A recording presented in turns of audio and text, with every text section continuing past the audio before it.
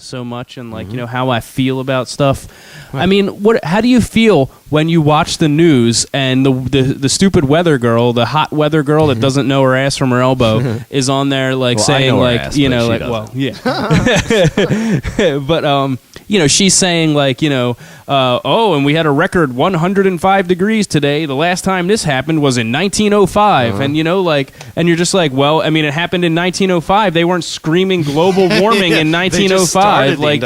They were just like, shit, it's hot today. Yeah. Like, why can't it just be hot today? Exactly. Whoa.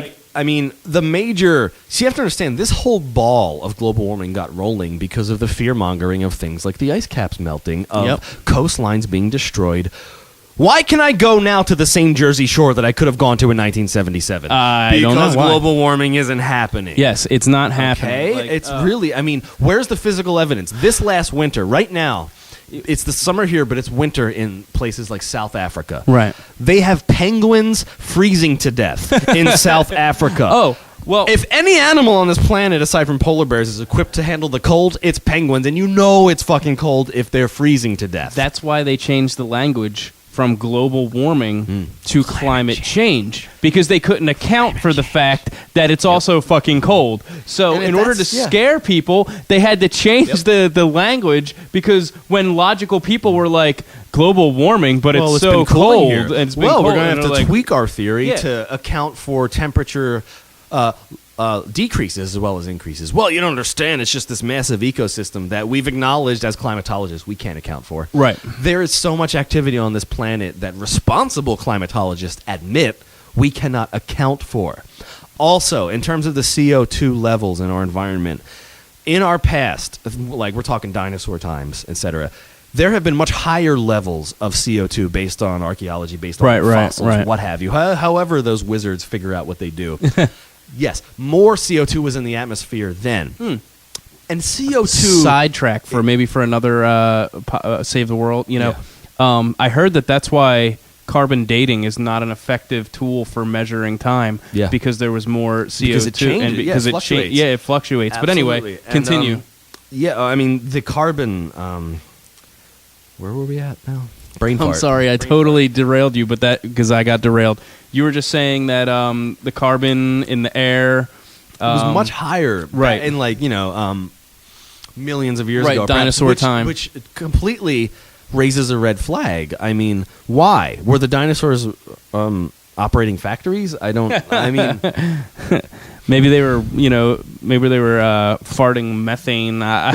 Who knows? I mean, and then you have to look at the, everybody at this point, and this is another big elephant in the room for the global warming zombies. The medieval warming period. This is a well-documented, acknowledged period of human history in which, like for example, this is why Greenland is called Greenland, even though today it's a fucking ice cube. Right. But why was it called Greenland? Why would you land on a body of land and then say, I'm going to call this Greenland? And that's exactly the point. But what I wanted to bring up in terms of the medieval warming period is that they've recently discovered fossilized trees inside massive blocks of ice near like Iceland and high up in Europe. Right. And what they seem to come to the conclusion that these frozen fossilized trees, they must have grown there at some point.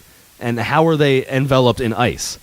Maybe because that part of the world was different a long time ago. Hotter, in other words, than it is now. And that's the thing that drives me crazy is just that, like, you hear about El Nino or whatever, all this shit. Like, there's this thing, like, it's called life, and, like, we're in flux. Yeah. Constantly in flux. Constantly. There is no, like, it just makes fucking sense. Like, it just makes so much more sense. Like, unreal. I just don't know. And, but anyway... Jabroni, well, that's James Cameron for you. James Cameron, Jabroni. And we like his movies. And I love Terminator. I love Aliens. You can't just wave your Hollywood magic wand. And the term Hollywood, side note, Hollywood actually is holy wood, meaning like a magic wand that you wave over people to cast a spell. That's what the term means, holy wood, which is actually a reference to a magician's wand back in the day. Hollywood, magician's wand. What's really funny too is certain people, like for example, I think James Cameron is a douche.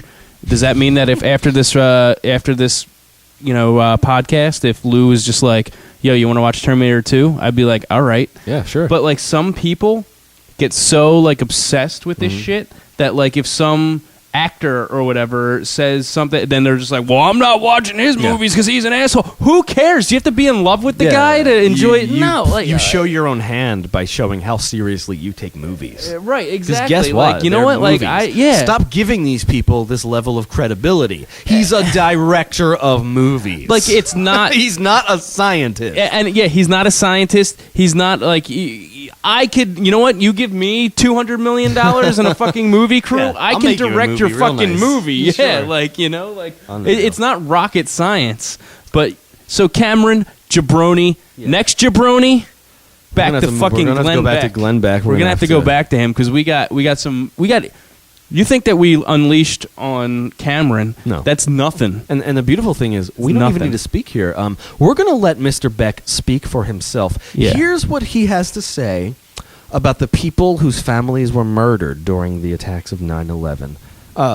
Let's just go ahead. Here you go. All right, here we go. Let us know what you think. Go, Britt. All right. While we were queuing up our thing Guest here, caller. we got a guest caller, a surprise guest. You want to speak? Your mind. Speak your mind, Britt. You're on the air. Hey, what's going on, guys? How you doing over there? Hey, what's going on? We're doing all right. We're holding the fort down. Tonight is a special... Stage at the Chinese Rock School, about to play a set, and I was listening to the show, so I wanted to call in and see what you guys were up to. Where are you at in the show? Yeah, we miss you. We miss you. First of all, we really we need need you you. We back need in your the. assistance here. Yeah. But what we're actually doing tonight is this is a we're calling out jabronis big time. Glenn Beck, James Cameron. Are you familiar with James Cameron? He directed Terminator 2, Titanic, Avatar. This guy has actually come out recently and said that people who deny global warming are swine and they should be drug out into the streets and shot. Yeah. I was wondering if maybe you wanted to comment on that real quick.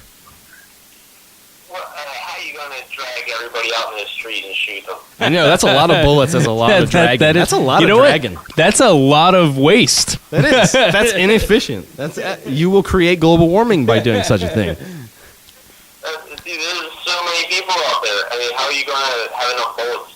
Exactly. Yeah. Bullets are worth more than people. It's all out there. Google it. Don't take my word for it.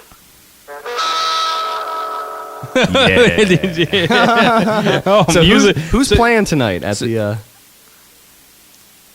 am. I'm going to play a song for you right now. Okay. Wow. This is a live This is a performance? live performance. One day I'll wait for you, and then I turn on the radio. And there's some exclamation star to stop my crashing. Anyway. That was badass. I have no idea what just leading happened. us in a good direction. He has a lot of truth on some points, and like he gets you to kind of listen to him. And then like when he tries to tie everything in at the end, he's basically telling you to trust your government. He wants you to work too much in the system. He's not out of the box enough for my taste. I'm sorry. You're talking about Glenn Beck now, or are you, You know, he's like. right? Yeah. It makes your stomach churn to try to see like what this guy's really about. The amount of, or I should say, the lack of intelligence you have to fall for this Joker makes me feel sick inside. Yeah. And well, I mean, and that goes for Cameron as well. Yeah. Well, what guys talking about James Cameron anyway? What's he doing? Well, James Cameron has just come out and attacked people who say that global warming is not what it's cracked up to be. And he says that we should be drug out in the streets and shot, you know? Right. I mean, we already went over how we don't have enough Like bullets. James Cameron wants to murder us. Yeah, he wants us dead.